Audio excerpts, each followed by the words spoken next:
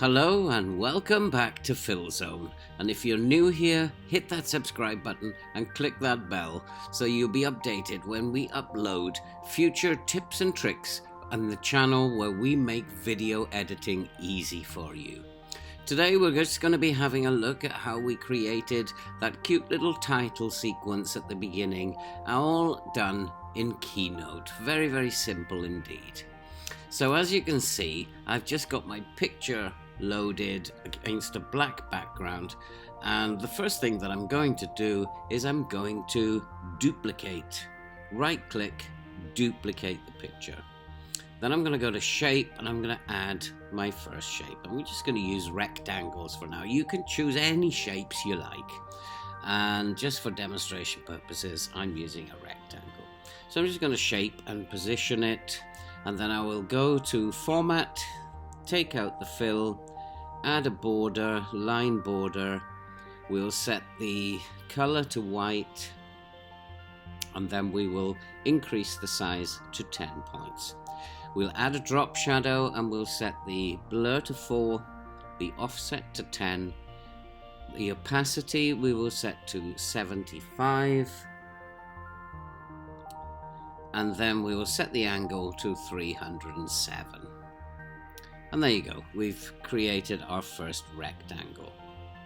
Now we've duplicated our picture, so now we're going to click on that duplicate and we're going to go to Image and Edit Mask. And we're just going to drag these points in so that it sits on the rectangle. We're basically just cropping the duplicate image here.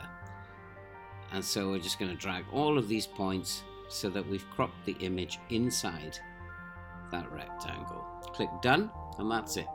If we then reduce the saturation to -100, you'll see we've got a black and white picture. Now we will duplicate our rectangle, and we will just position our new rectangle in its new position, and we'll just pop it in, I don't know, somewhere around about here. Try to make it look as aesthetically pleasing as you can. I'm just doing it very quickly here just for demonstration purposes. So once done that, duplicate the image again, go to Arrange and send backward as many times as it takes until all rectangles are visible. Then edit the mask again. We're just cropping and bring in these points so that you crop the image inside that rectangle. I'm putting the black dots on the rectangle itself. Reduce the saturation, and we got our second one done. Duplicate the rectangle again and position it where you want it again, and then resize your rectangle till you've got it how you like it. I don't know, something about like that. Then we will do exactly the same thing as we did before. We're going to duplicate the image again, and then go to Arrange, send backwards as many times until it brings all our rectangles out. Edit the mask again by bringing in the points. I'm just going to do the rest of the rectangles very quickly. It's all the same process. And once they're all done, then we've got this little effect. Now you can change it, but if you do alter the position and size, when you click on the image, you're going to have to edit the mask, not just reposition the picture. So we're just re-editing to reposition that particular rectangle. Okay, that's done. Click done, and there we are. That'll do for now. And the next thing that we need to do is we're going to create a duplicate. Right click on the slide and create a duplicate. Then we're going to invert it. So we'll make the background black and white, and we'll bring up the color on the rectangles. So click on the image inside the rectangle and set it to 0. Okay, so now we have our second slide complete. Now we need to animate, so we'll click first of all on the image itself, the remaining image, and we're going to use a fade and scale, and we'll set the duration to 3 seconds. Then we're going to do the rectangles. We'll add an effect and we'll add shimmer. For each of the rectangles we're going to add that effect shimmer. We're going to set them to 3 seconds. They're all the same. Set them all to 3 seconds. So we'll just do that until all 5 are complete. And that then is the rectangles done. Now we need to animate the image inside, and we'll add a dissolve for that. Again, we'll set it to 3 seconds, and we'll do that again for each of the 5 images. And we'll keep going until they're all done. It's very, very simple little effect to do this. Final one, we'll just make that 3 seconds, and there you go, that's done.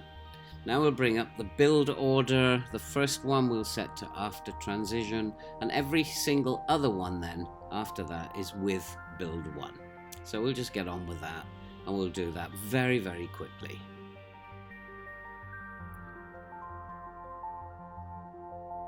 And once they're all done, that's the first slide completed. Okay, so now we need to go to click outside everything, and you'll bring up this transition panel. Now we'll add an effect, and we're just going to add dissolve. 1.5 seconds is enough, but we'll set start transition automatically. Now we will go to our second slide, and on the image only we're going to animate with a dissolve. Not the rectangle, only the image this time. We're just going to animate those, build in, dissolve, 3 seconds. Again, it's all going to be with build 1. The first one set to after transition, and the next will be with build 1. Let's add some text. We'll call it sunset photography. You will obviously be doing it for whatever you're creating, and we'll just set it to, I don't know, Snell Roundhouse, and we'll increase the size so we got a good size title going there, and we'll set it to, and then we'll position it. It's a little big, so we'll just go back to text, and we'll just decrease the size a little bit and reposition it. That's lovely. Okay, so now what we need to do is we need to animate it. First off though, we'll copy and paste it onto the second slide, and we'll change the color on the second slide to yellow. Now we'll go back to slide 1, and we're going to animate it. We'll add an effect, and we're going to use scale big, I think. Yeah, scale big. And what we'll do is animate it by character. We'll set it to 2.5 seconds. And then that's it. Let's preview that. Yeah, that's lovely. And then we will go back to our build order, and then we'll set this one to after build 11. So preview that, and that's it. That's slide 1 done. And that then is the complete job finished. So if we play that back, you have that really nice, cute little title effect, which you can then import into Final Cut Pro or iMovie. So let's go to Export as Movie. I want to keep all the settings as they are. I normally change those, but I want to keep them as they are. Make sure it's Apple ProRes, and then save it to your desktop or to wherever you saved it.